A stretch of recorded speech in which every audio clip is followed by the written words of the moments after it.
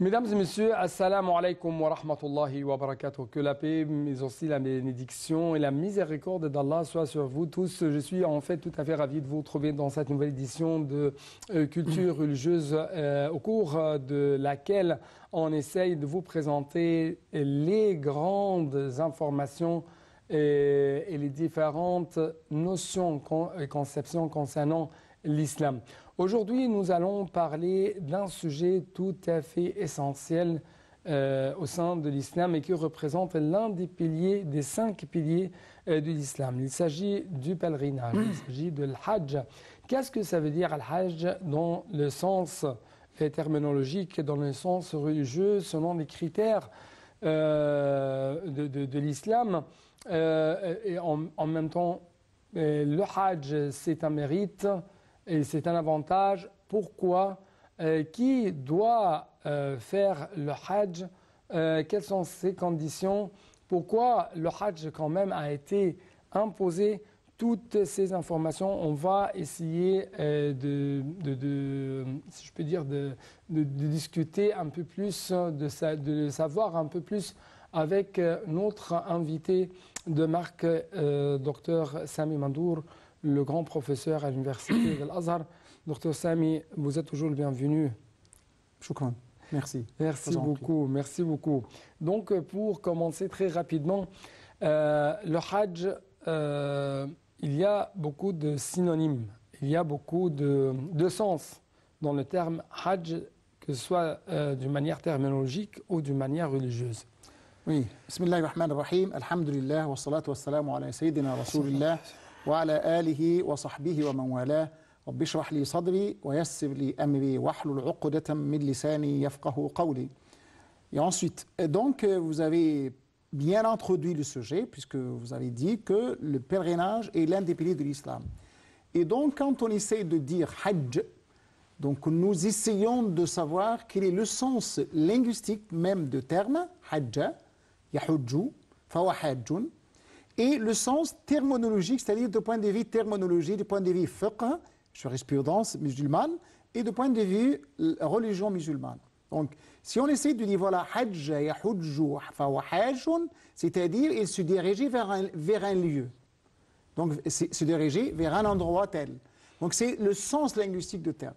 Mais quand on dit hajj, de point de vue sharia, de point de vue terminologique, comme on dit terminologiquement par là, donc nous allons parler de al-hajj en islam, c'est-à-dire se diriger vers la maison sacrée qui se trouve à la Mecque, ayant une intention particulière. Cette intention est d'effectuer, d'accomplir le 5e pilier de l'islam, qui est le pèlerinage, et ayant toujours le seul objectif d'obtenir la satisfaction d'Allah subhanahu wa ta'ala. Donc vous devez avoir l'intention, en se dirigeant vers ces lieux sacrés, la Mecque et les autres lieux où l'on doit faire les rites, puisque les rites du pèlerinage ne se limitent pas uniquement à la Mecque, mais vous avez aussi des rites à Arafat par exemple, vous avez des rites à Mina, vous avez des rites dans d'autres lieux aussi. Donc là, on parle des différents lieux, des différents endroits où nous devons faire le hajj. Puisque normalement, quand on dit hajj, vous avez ce qu'on appelle mawaqit. Mawaqit, c'est-à-dire un moment donné et un lieu donné. Oui. Donc, vous dirigez vers un lieu donné qui est la Mecque, et ensuite les différents autres endroits où l'on doit faire pour accomplir certains rituels. Et nous devons faire le hajj dans un moment particulier. Ouais. C'est-à-dire, comme le Coran le dit, Al-Hajju ashhurun ma'lumat, c'est-à-dire la prescription de pèlerinage a lieu dans des mois déterminés. Ouais. Quand on dit mois déterminés, on parle plutôt de Shawwal, Dhul-Qa'dah, Dhul-Hijjah. Donc vous avez donc 3 mois qui sont, qu'on appelle chez nous, dans notre charia, dans notre religion, les mois de pèlerinage. C'est-à-dire le mois pendant lesquels on pourrait se mettre en sacralisation pour effectuer le pèlerinage. Donc ce qu'on appelle les mois de Al-Hajj. C'est-à-dire juste après le mois de Ramadan, juste au début du mois de Shawwal, vous pourriez vous mettre en état de sacralisation pour faire le pèlerinage. Et est-ce que, oui, je pourrais quand même rester à la Mecque à partir de mois de Shawwal jusqu'à même la fin des rites de pèlerinage. Ouais. Donc, ce sont des mawaqit zamaniya, c'est-à-dire temporels, et spatial de point de vue temps, de point de vue lieu, bien sûr. Et donc là, en général, c'est le sens même du mot hajj. Et donc là, voilà, c'est ce qu'on appelle le mot hajj. Le terme est de point de vue sens, de point de vue religion, de point de vue signification. Là, donc, si vous parlez bien de hajj, vous parlez d'un grand pilier de l'islam. Sans faire le pèlerinage, si vous avez le moyen, bien sûr, dans ce cas-là, votre islam n'est pas encore parfait. Oui. Nous devons nous arrêter un tout petit temps pour prendre un tout petit reportage sur notre sujet. Après ça, on va savoir ensemble, à travers les explications de notre grand professeur, les conditions pour arriver à un islam parfait. Et ça, bien sûr, à travers le fait de faire le pèlerinage, mais selon des conditions. Un reportage.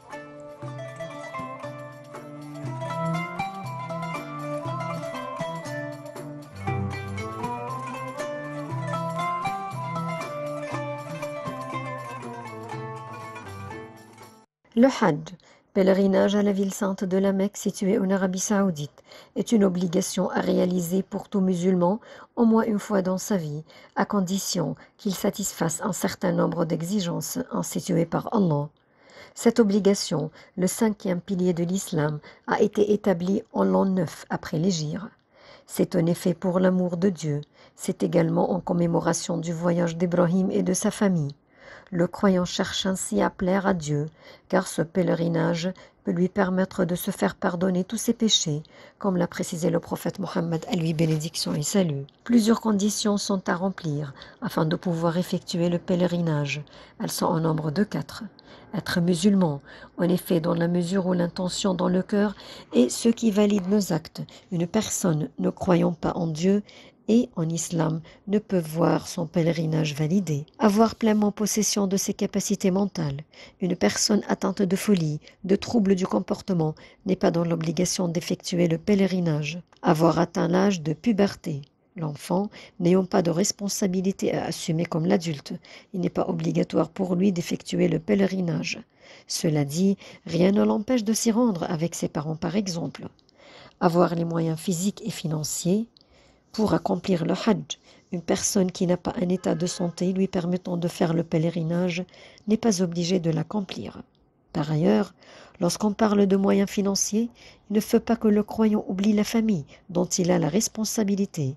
Si c'est le cas, il ne peut pas partir et laisser femme et enfants sans les ressources nécessaires afin qu'ils subviennent à leurs besoins en son absence.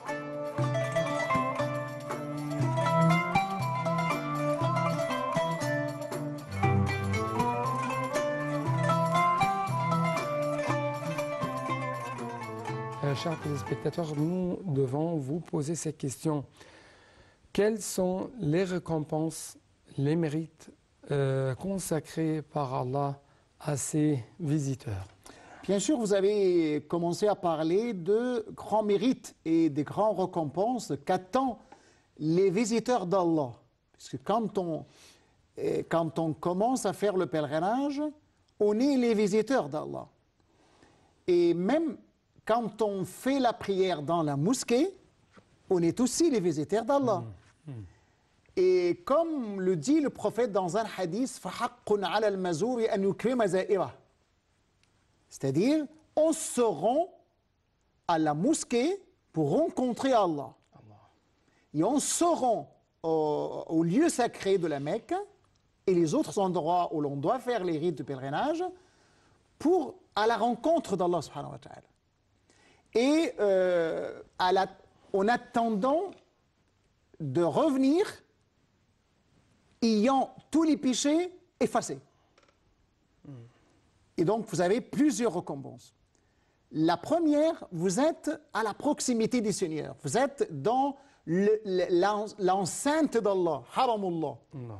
Et quand on dit l'enceinte, c'est-à-dire al-haram, l'enceinte sacrée, donc là, dans ce lieu-là, vous devez vous empêcher de faire ce qui est licite ailleurs.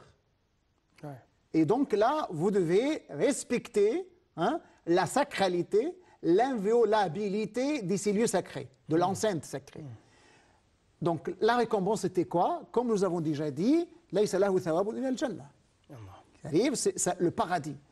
Mais il y a aussi un grand récompense, puisque dans ces lieux sacrés, nous sommes, les pèlerins, comme les anges. Donc là, comparer les pèlerins aux anges. Puisque les anges, comme on le dit dans certaines traditions, portent des vêtements blancs.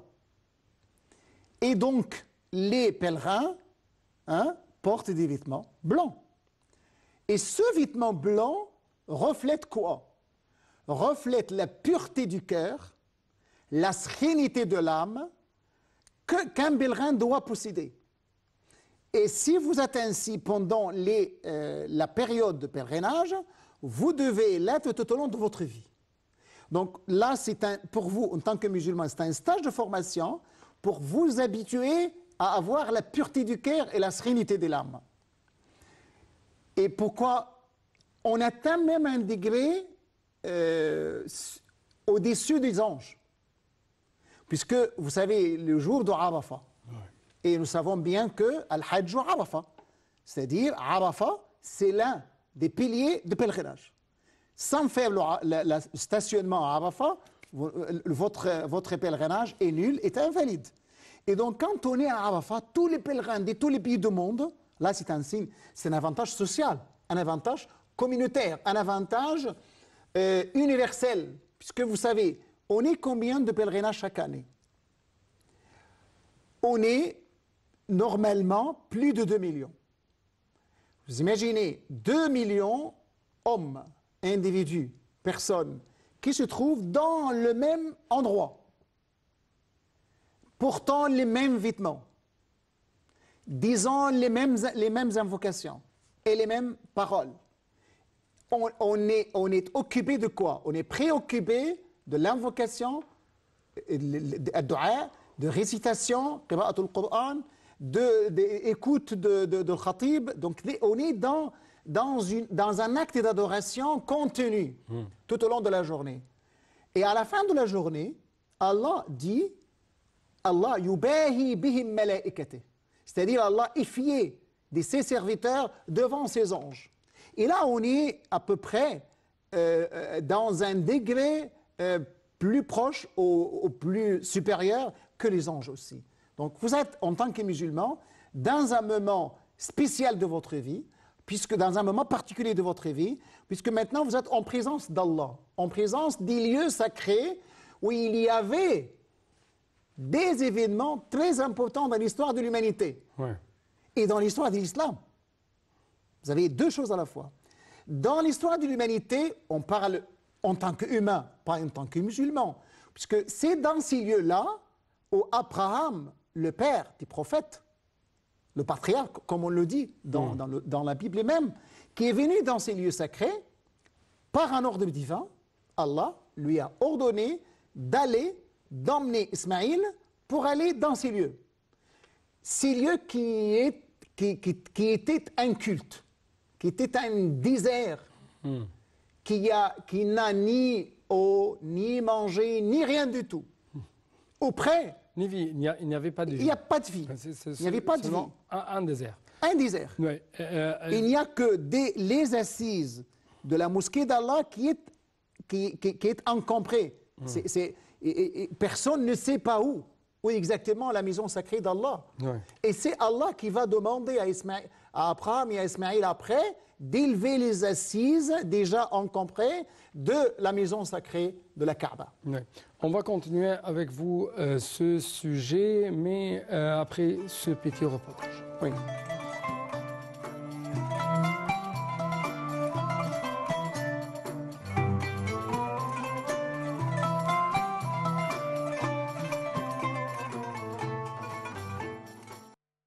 Le messager d'Allah, Mohammed, à lui bénédiction et salut, a restauré les rites effectués par Ibrahim, son fils Ismaïl et Hagar, paix sur eux.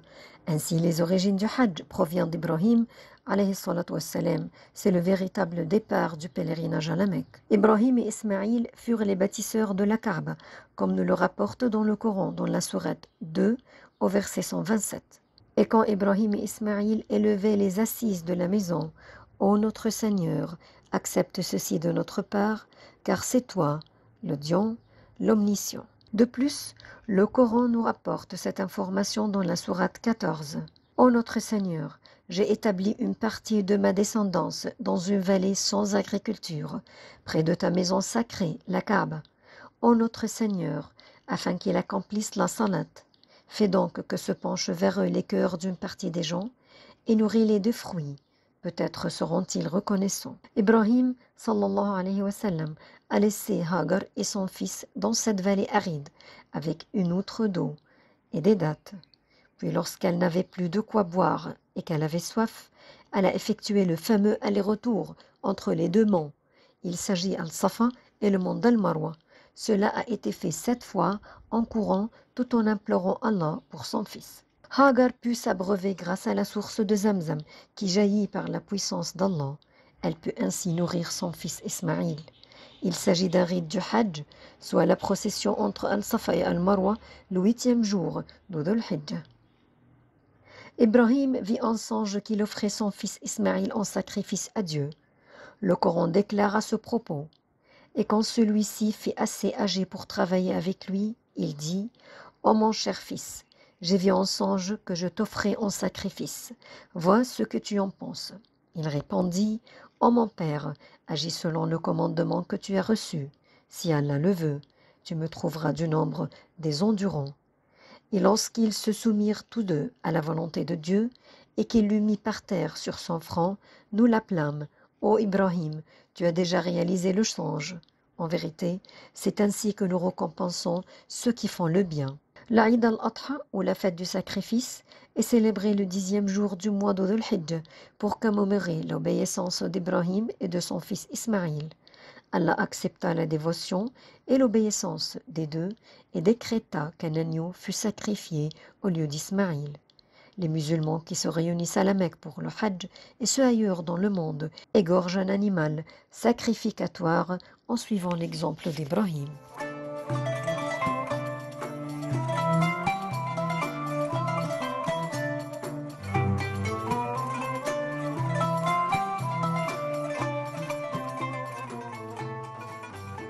Donc, encore une fois, notre cher invité, Dr Sami Mandour, le grand professeur à l'université de l'Azhar, il y a une longue et profonde histoire concernant le Hajj. Oui. Donc, vous avez dit que Abraham, au patriarche, a construit, bien sûr. Mais d'abord, on a emmené Ismaïl avec Hajar l'égyptienne. Attention, Hajar l'égyptienne. Donc là, l'Égypte est toujours là.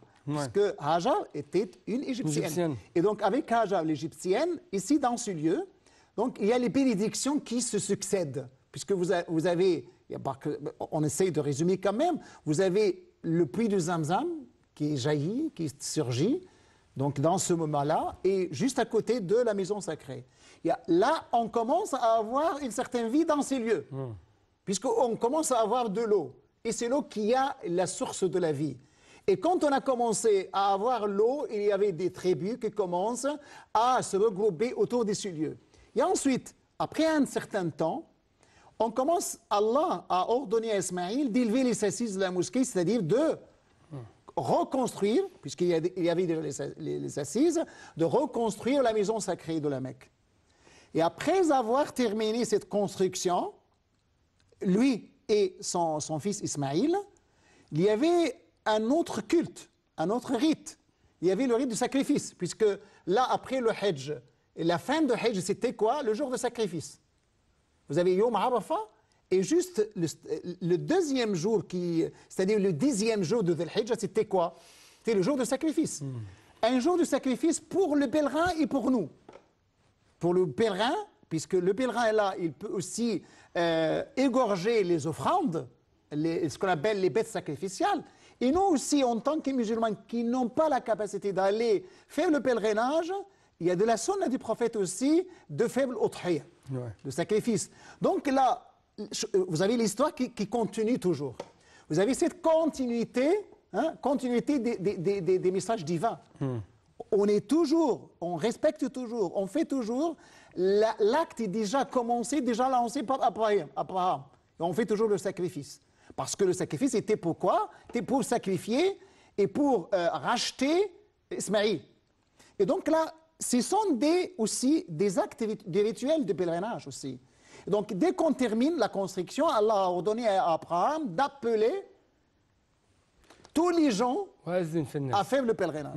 Vous avez même dans le Coran, vous avez beaucoup des endroits, beaucoup de versets qui parlent de Hajj. Et là, vous avez le sourate Al-Hajj. Et dans cette sourate, vous avez déjà le verset وَأَذِّن فِي النَّاسِ بِالْحَجِّ يَأْتُوكَ رِجَالًا وَعَلَى كُلِّ ضَامِرٍ يَأْتِينَ مِنْ كُلِّ فَجٍّ عَمِيقٍ لِيَشْهَدُوا مَنَافِعَ لَهُم. Donc là, vous avez dans ce verset, Allah a demandé à Abraham d'appeler les gens de son époque, à venir faire le pèlerinage. Et même Abraham se dit, il a dit à Allah, s'est adressé à Allah, « Oh Allah, mais quand je commence à appeler, qui doit m'entendre? Je suis dans un lieu désertique, dans un désert. Qui pourrait attendre ma voix pour qu'il réponde à ma voix ?» Et Allah lui a dit, « Vous n'avez qu'à appeler. » Et c'est à nous de transmettre votre voix et votre appel à tous les humains.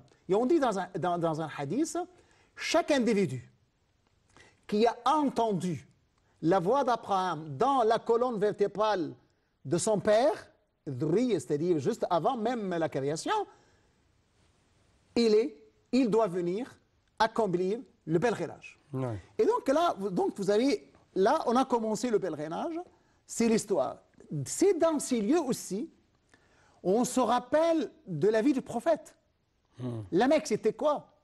La Mecque, c'était le lieu où le prophète a reçu la révélation.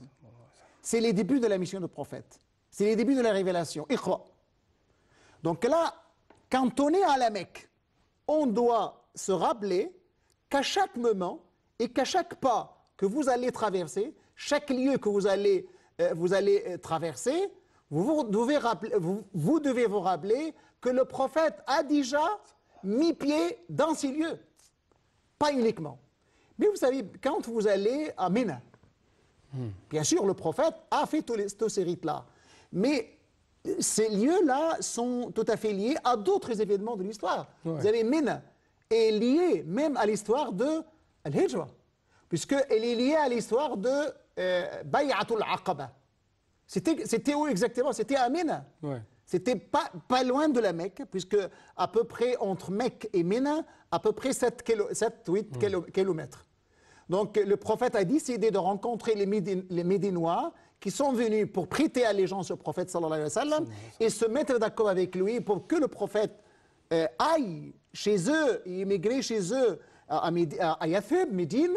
Donc là, c'est dans ces lieux-là que le prophète sallallahu alayhi wa sallam a rencontré les Médinois qui sont venus prêter allégeance, soit Oula ou Bay'at al-Aqaba, le premier serment d'allégeance et le second serment d'allégeance. Là donc, à chaque endroit, il y a une histoire. Serment d'alliance, c'est-à-dire, nous avons déjà, avant d'aller à Médine, le prophète doit s'assurer que les Médinois, les habitants du Yathrib, doivent protéger le prophète Mohammed sallallahu alayhi wa sallam et doivent protéger les musulmans et bien accueillir les musulmans. Donc il a rencontré dans 2 fois un petit nombre de Médinois et dans ce qu'on appelle le deuxième serment d'allégeance, il a rencontré à peu près 60 personnes qui représentent les différentes tribus de Médine. Et tous ces gens-là prêtent allégeance au prophète, yani bay'u Rasulallah, pour lui dire si vous êtes venus, si vous venez chez nous, on doit vous protéger, on doit vous défendre, on doit être juste se tenir et à côté de vous jusqu'à ce que vous transmettiez le message de votre Seigneur. Donc, je dois vous remercier infiniment pour votre éclaircissement, pour votre explication. Merci beaucoup. Je vous en prie. Donc, chers téléspectateurs, nous devons clôturer cette édition. Je dois vous dire merci beaucoup pour votre attention. Assalamu alaikum wa rahmatullahi wa barakatuh. Que la paix, bénédiction, vous aussi, la miséricorde d'Allah soit sur vous tous.